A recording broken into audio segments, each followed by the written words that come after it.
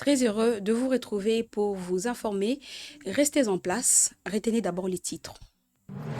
Le président de la République démocratique du Congo est arrivé à Washington depuis cet après-midi. La présence de Félix-Antoine Tshisekedi Tshilombo renforce ses relations diplomatiques avec ses partenaires stratégiques aux États-Unis d'Amérique. Plusieurs autres rencontres sont prévues au menu du programme. Plusieurs habitants du territoire des Fizi se sont déplacés vers des endroits qui sont inconnus jusque-là. La cause, les combats sans fin. Un cri d'alarme est donc lancé aux dirigeants sécuritaires du pays. Nous parlerons aussi des intérêts économiques et des enjeux géopolitiques entre la République démocratique du Congo et les Émirats arabes unis. Le président du pays a signé cet accord en raison des coopérations alors que l'or de l'Est de la République reste au cœur de l'attention. Merci.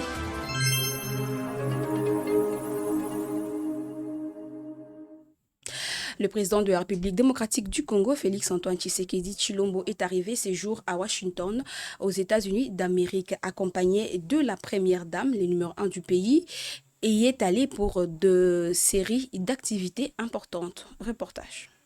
Le président de la République démocratique du Congo, Félix-Antoine Tshisekedi Tshilombo, est arrivé à Washington aux États-Unis d'Amérique ces jours pour participer au National Prayer Breakfast. Organisée chaque année, cette rencontre de haut niveau rassemble des chefs d'État, des dirigeants politiques, des décideurs économiques ainsi que des personnalités influentes du monde social et religieux venus de plusieurs pays. Le National Prayer Breakfast constitue un important cadre d'échange et de réflexion autour des valeurs de foi, des leadership, des paix et des coopérations internationales dans un contexte mondial marqué par de nombreux défis politiques et sécuritaires. La participation du président Félix Tshisekedi à cet événement témoigne de la place grandissante de la République démocratique du Congo sur la scène internationale et de sa volonté de renforcer ses relations diplomatiques avec ses partenaires stratégiques, notamment les États-Unis d'Amérique. En marge de cette rencontre, les chefs de l'État congolais ont tenu plusieurs entretiens bilatéraux avec des responsables américains et d'autres dirigeants internationaux. Ces échanges ont porté sur des questions majeures telles que la sécurité régionale,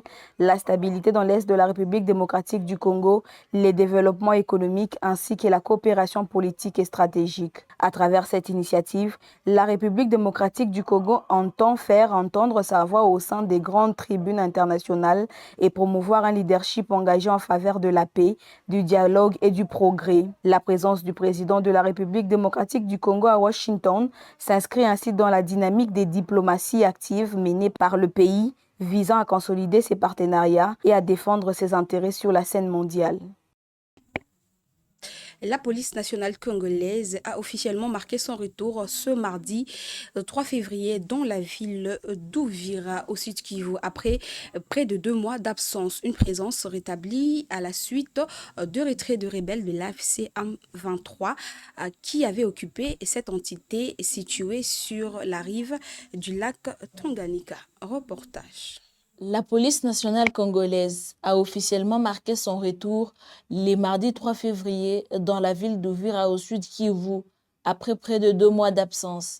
Une présence rétablie à la suite du retrait des rebelles de l'AFC Barem 23 qui avaient occupé cette entité située sur les rives du lac Tanganyika. Face à l'avancée des rebelles, plusieurs éléments de la police s'étaient repliés au Burundi voisin. Le mardi, une compagnie d'environ une centaine d'agents a regagné le territoire national en franchissant les postes frontaliers de Kanvivira reliés à la ville de Gatumba au Burundi et d'Uvira en République démocratique du Congo sous les regards attentifs de nombreux habitants. Après leur entrée dans la ville, une parade officielle a été organisée en présence des autorités locales, notamment les maires intérimaires d'Uvira et son adjoint. Cette cérémonie symbolise la reprise progressive du contrôle de l'État et des retours de services publics après une période marquée par l'insécurité. Pour les autorités urbaines, la présence de la police vient renforcer les processus de rétablissement de l'autorité de l'État amorcé par les redéploiements préalables de forces armées congolaises dans la ville et ses environs. S'adressant à la population, les maires intérimaires d'Uvira a appelé les habitants à un changement de comportement, les invitant à tirer les leçons des événements récents et a contribué à la stabilité et à la reconstruction de la ville. Uvira, deuxième ville de la province du Sud Kivu, après Bukavu, avait temporairement accueilli les institutions provinciales après l'occupation de Bukavu par les rebelles, un rôle stratégique qui renforce aujourd'hui les enjeux sécuritaires et administratifs liés au retour progressif de la paix.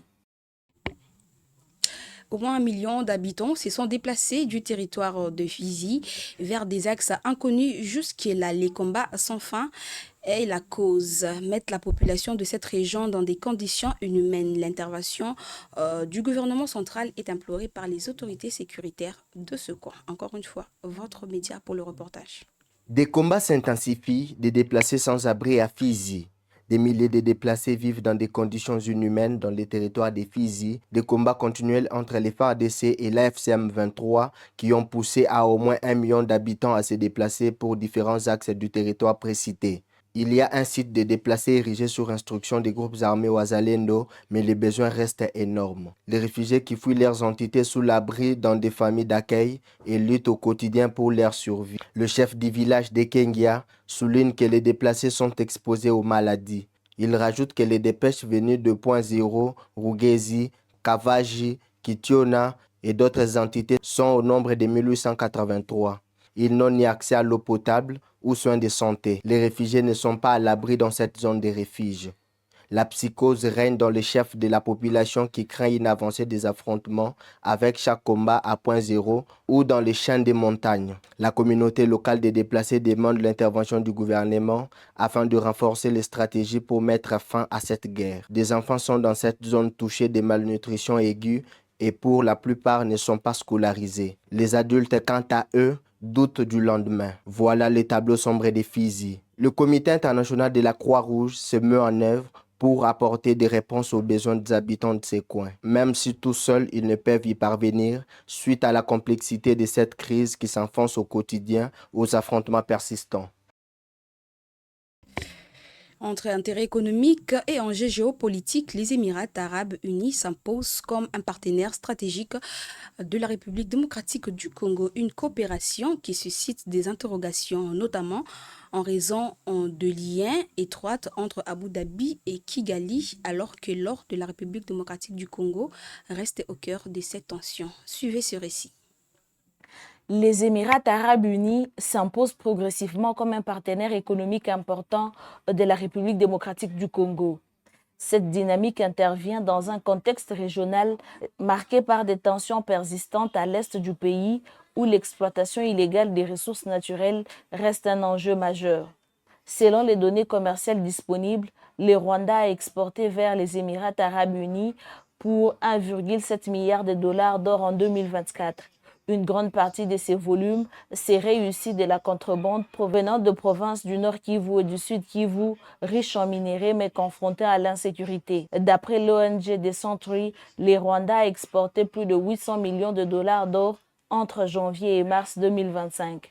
Cette hausse d'exportation coïncide avec l'occupation de plusieurs sites miniers de l'Est de la RDC par les rebelles du M23 soutenus par le Rwanda. Face à cette situation, les autorités congolaises multiplient les initiatives visant à formaliser l'exploitation et l'importation de l'or. Le 2 février dernier, la RDC et le Royaume-Uni ont signé à Abu Dhabi un accord de partenariat économique global. Cet accord vise notamment à renforcer la traçabilité des minéraux et à lutter contre les circuits de contrebande. La coopération entre Kinshasa et Abu Dhabi s'est engagée depuis 2021. La MONUSCO salue des avancées diplomatiques dont la recherche de la paix à l'est de la République démocratique du Congo. Dans un communiqué publié ce mercredi, la mission des Nations Unies s'est dite prête à soutenir concrètement la mise en œuvre du cessez-le-feu issu des discussions menées à Doha entre le gouvernement congolais et le rebelle de l'AFC M23. Dans un communiqué rendu public ce mercredi 4 février, la mission de l'Organisation des Nations Unies pour la stabilité en République démocratique du Congo a salué les progrès enregistrés dans les discussions menées à Doha au Qatar entre le gouvernement congolais et les rebelles de l'AFC M23. Jeanne s'est dit désormais prête à s'impliquer de manière concrète pour accompagner la mise en œuvre du cessez-le-feu et soutenir la fin des hostilités sur terrain. Les discussions de Doha ont abouti à un accord sur des termes de référence destinés à encadrer le fonctionnement du mécanisme de suivi et de vérification du cessez-le-feu. Pour la MONUSCO, ces cadres techniques constituent une étape décisive, permettant de passer des engagements politiques à des actions sécuritaires effectives. S'appuyant par les mandats qui lui est conféré par le Conseil de sécurité des Nations Unies, la mission prévoit d'apporter un appui technique et logistique au processus, en particulier au mécanisme conjoint de vérification élargi plus, placé sous la responsabilité de la Conférence internationale sur la région des Grands Lacs.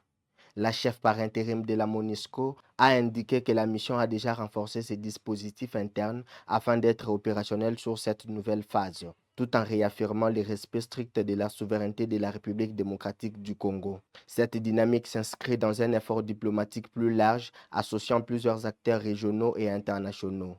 La MONUSCO a notamment souligné l'implication du Qatar comme médiateur, ainsi que les rôles de l'Union africaine, des États-Unis et des organisations régionales telles que la SADC, la Communauté d'Afrique de l'Est et la CIRGL. Sur le terrain, l'attention se tourne désormais vers le déploiement effectif des équipes chargées de vérifier le respect du cessez-le-feu. Ces équipes devraient bénéficier de l'appui sécuritaire et logistique des casques bleus.